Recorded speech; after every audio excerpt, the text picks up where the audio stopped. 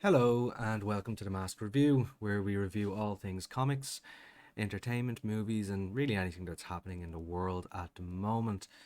I saw an interesting article today regarding the Warner Brother Discovery merger and an interview with Ray Porter, the guy who played Darkseid in Justice League. So I'm going to quickly hop into the article about the merger that's currently happening, okay? So, what Warner Brothers Discovery will look like and why Jason Keeler won't survive the merger.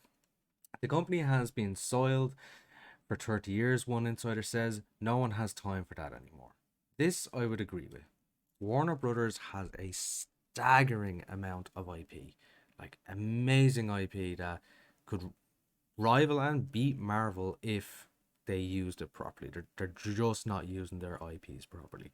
So I'm hoping from this merger that we will see it take on a new form and hopefully be the company that it can be rather than what it has and currently is. So let's get into this.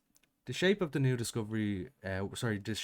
Warner Brothers Discovery conglomerate is emerging as Discovery is finally rolling up its sleeves and taking charge ahead of an exceptional expected takeover in April, about 2 months sooner than originally planned. On the priority list, streamlining systems and rebuilding the company culture. The company has been soiled for 30 years, one insider with knowledge of the company told me. No one has time for that anymore. The Turf Wars gotta go. One team, one mission. According to my intel, what this means is Warner Brothers Media CEO Jason Keeler, who was promoted just 2 years ago after John Stankley took over as CEO of current Warner parent AT&T, will definitely be leaving along with his team to be replaced by Discovery CEO David Zaslav as well as his top executives. While this was previously presumed by many insiders, tell me that is now expected as a done deal.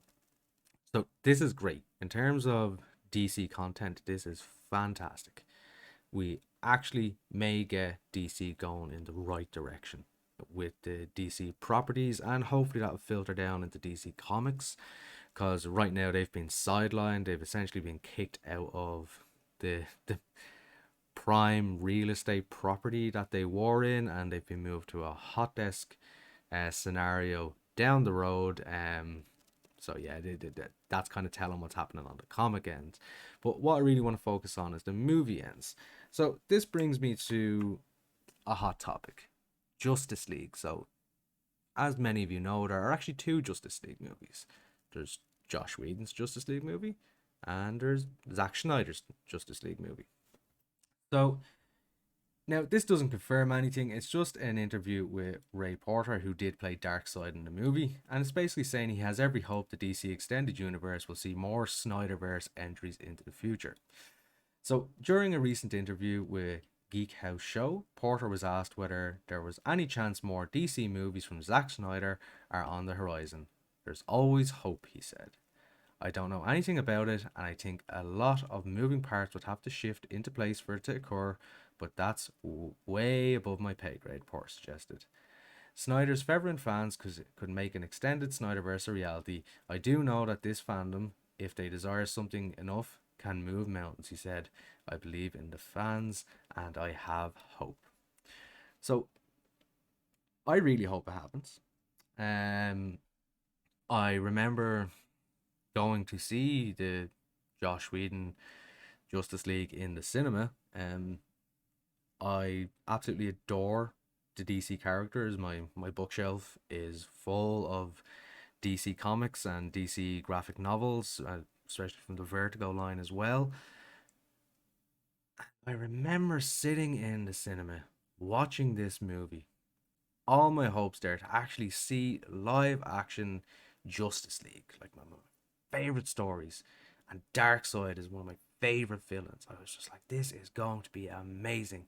And I remember sitting there halfway through the movie and it just dawned on me. It just watching this movie, I was just like, this is absolutely terrible. I was just sitting there with my drink and my popcorn beside my beautiful fiance, and I just wanted to get up and leave the cinema. I was just appalled with what that movie was made into. So obviously, previous Zack Snyder movies,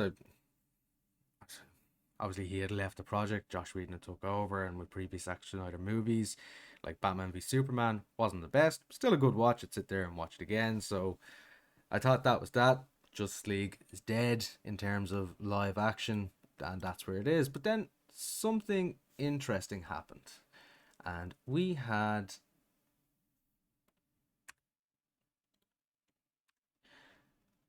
the SynderVerse, essentially the Zack Snyder film brought back. Now this was part to a lot of DC fans. They pushed and they pushed and they pushed, and yeah, then they just got it out, and it was amazing to see. I remember when it came out, I sat down, watched it 4 hours long, and I watched it in one go, and it was brilliant. Very, very long watch, but that's the Justice League I wanted, and that's why I want to see a second one. So Porter does go on to talk a bit more about the DC community, how he wasn't in the Josh Whedon version, but obviously in the Zack Snyder one. But he got invited along to basically be part of like like a Comic Con, and nobody was like, who are you? I got welcomed into this amazing community of fans. So Porter was a vestige of Snyder's version for Justice League before the director had to step away from the production due to a family tragedy. When the Avengers director Josh Whedon was brought in to wrap up the film, Porter was informed his character had been cut. That would be far from the end of Porter's role in the DCEU, however. The fact that Josh Whedon came in and cut Darkseid, Darkseid of all characters, like absolutely fantastic villain. Every Darkseid story I have read, I loved. It was a page turner, and to cut that from the movie is just unbelievable. Could not believe he had done that. So Justice League opened in 2007 to a lackluster response from critics and fans alike. I was one of them. As I said, I nearly walked out of the cinema, if not for my partner. She was enjoying the movie. She's not massively into comic books, but hey, she likes Jason Momoa, so I wasn't going to ruin that for her. Rumors began to swirl that Snyder's original plan for the film was vastly different from Whedon's final cut, and disgruntled DCEU fans banded together to demand a revised version. At the end of a very vocal campaign, fans triumphed when HBO Max announced Zack Snyder's Justice League would premiere on the streaming service, while it still received somewhat mixed reviews. Most agreed the new film indeed surpassed the theatrical version of Justice League in overall quality, and that statement right there I would 100% agree with. Down to the musical score, how it was shot, the lighting, the acting, it was all different. Now I do know there was a lot of controversy on the Justice League set once Josh Whedon took over. I'm not going to go into that in this video, but all I can say is I really, really hope that once this merger happens with Discovery, that they start looking into bringing back the Snyderverse and we actually get to see Justice League 2. Now, I know there's a lot of moving parts involved. We have Ben Affleck is now gone from the DCU. His experience on the Justice League set was so bad, it soured it completely for him. Now, I know he didn't have those concerns when Zack Snyder was on the set. It was only when Josh Whedon came in, and then obviously everything with Ray Fisher. It was awful, and the Warner Brothers executives did nothing to help. So a lot of people would be apprehensive, I'd say, to come back, but with this Discovery merger, if those executives go, who's to tell? We could end up seeing Justice League 2, and hopefully with Henry Cavill and Ben Affleck back in their roles.